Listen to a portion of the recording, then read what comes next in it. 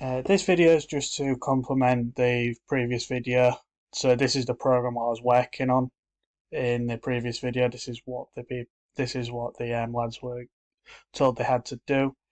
The spin bike one was just generic, just get the blood flowing in the legs, get the heart rate up, just get them a little bit more prepared for training. As can be seen in the as can be seen in the previous video, the glute bridges, we've got 2 sets bilateral, progress on 2 sets unilateral.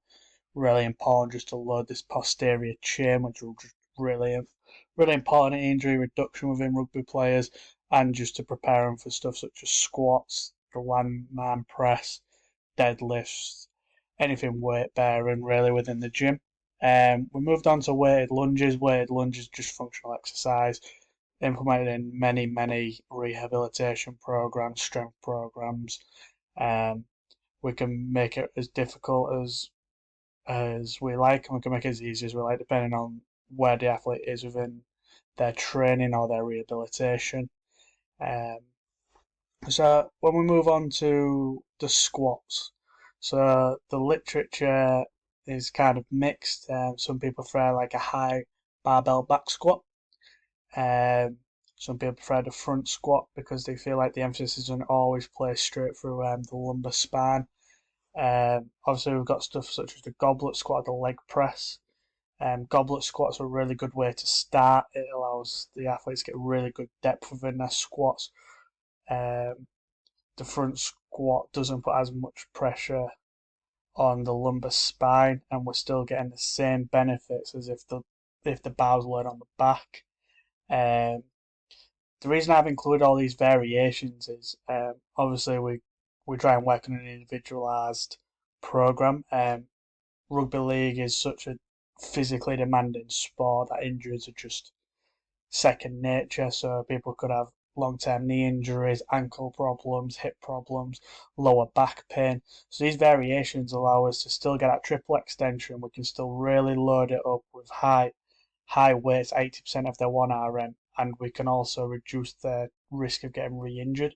So obviously, if you have lower back pain, ankle problems, hip problems, we'll probably get them on the leg press, slightly supported, still gets a triple extension to the lower limb. Um, Same again, if they've got shoulder problems from labral tears, shoulder reconstructions, getting into that barbell back squat position where like you raise your traps to create the cushion can become quite uncomfortable for rugby players, especially with a history of shoulder injuries. So this is just why we're just looking at these variations just to be able to go um, that although our prop forwards probably need have the same needs analysis, we kind of have to adapt and attack it in different ways, especially when like injuries and stuff are concerned.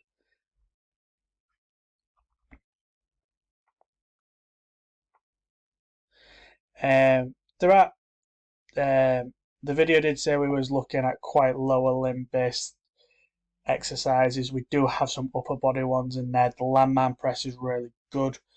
Um, it obviously just it helps anyone with the shoulder issues. It doesn't really put all the force through the shoulder. It kind of goes through the full body and into the floor. It gets utilized in any sport where like that explosive extension of the elbow and the the elbow to push off an opponent, or in combat sports when they're punching. Um, it's really got a real good transference. You usually do it unilateral.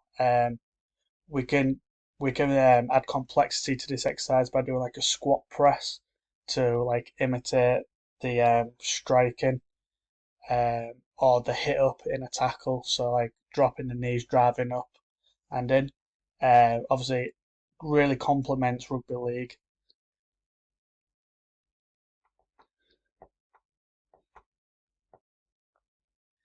So we've got barbell bench press. Obviously, it's like a stalwart within gyms.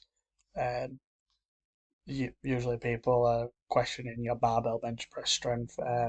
So we can do at 80% of 1RM. But as previously mentioned, a lot of rugby players tend to have some shoulder issues and shoulder instability. So maybe loading heavy weights through the chest and shoulders, triceps is probably not the best way of going about it.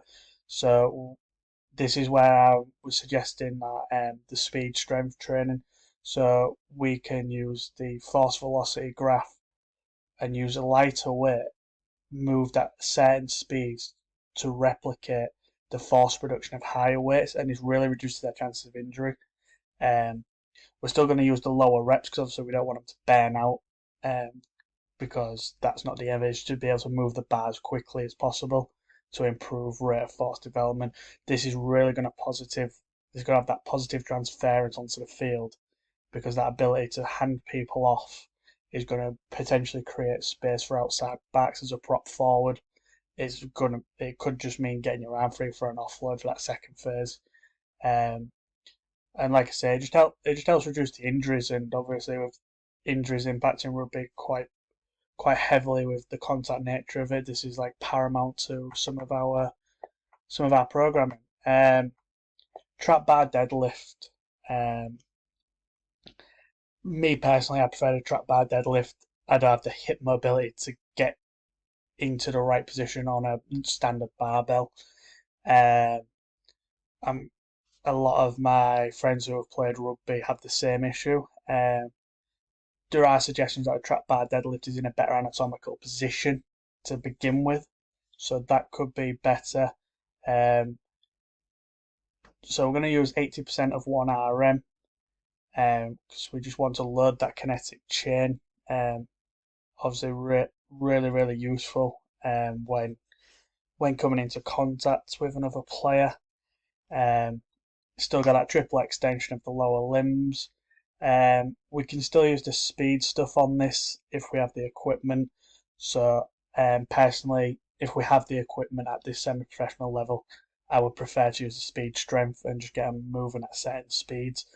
Once again, just to reduce that injury. Sports played at speed, so I think it replicates quite nicely. Finally, we finished with box jumps. Um, Box jumps utilizes that stretch shortening reflex. Um, so it's like build up of concentric phase and then eccentric. No, that's wrong. It's the other way around. So it's that build up of eccentric and then we explode concentrically. Um, just that explosive power what is required within the sport. I think one of the negatives about this program is just how physically demanding it is, especially when I might only see these athletes once a week. So like this one session is really intense. So it could potentially create DOMs, which could have a negative impact upon their performance on a weekend, which could potentially be a Sunday.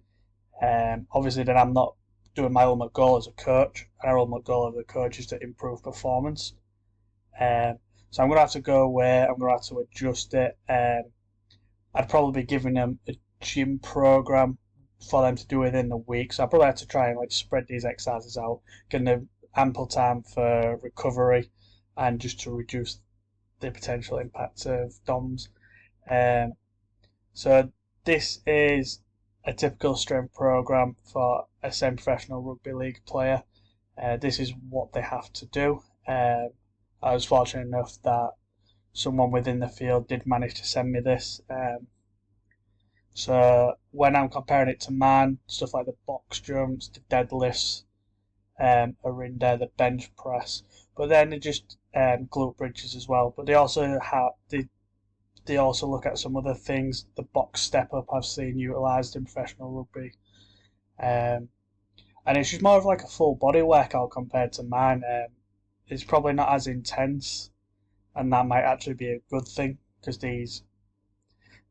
uh, because these don't look like they're going to impact on the field side of it, which is probably going to occur on the same night of training on the Thursday and potentially play on the Sunday.